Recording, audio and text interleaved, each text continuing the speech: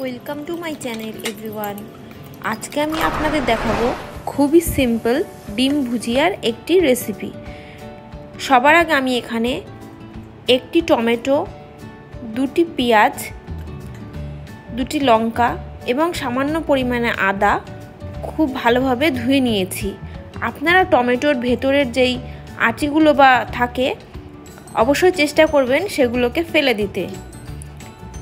দেখুন এখানে আমি এগুলোকে ফেলে সুন্দরভাবে ধুয়ে নিয়েছি। এবার প্রথমে টমেটোগুলোকে লম্বালম্বিভাবে কেটে নেব।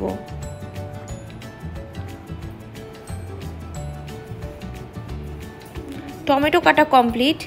এবার আমরা পেঁয়াজগুলোকেও লম্বালম্বিভাবে কেটে নেব।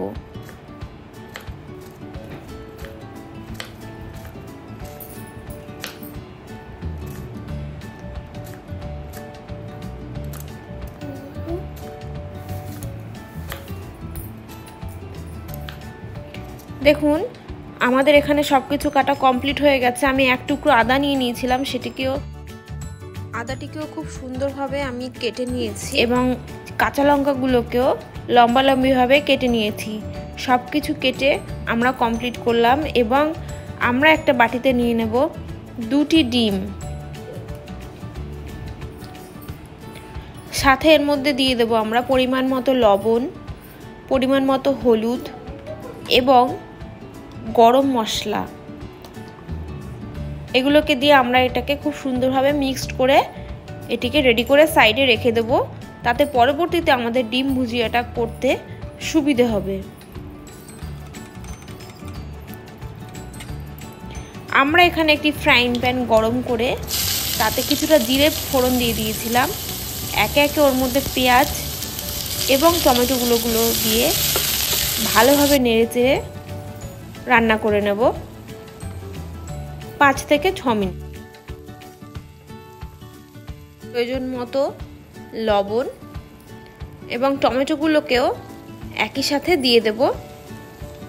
এগুলো খুব ভালোভাবে যখন সিদ্ধ হয়ে আসবে কাঁচা লঙ্কা এবং আদার টুকরোগুলোকেও দিয়ে দিতে হবে। দেখুন এগুলো একদম সিদ্ধ হয়ে এসছে, খুব সুন্দরভাবে এটি রান্না হয়ে গেছে।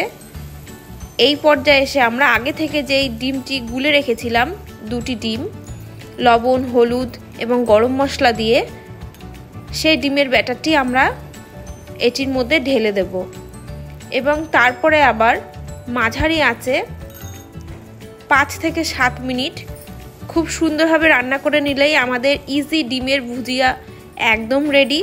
এটি খেতেও খুব টেস্টি হয়। আপনারা রুটি বা পরোটার সাথে ট্রাই করতে পারেন।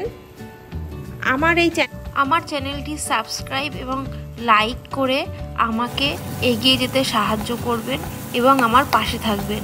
অসংখ্য ধন্যবাদ।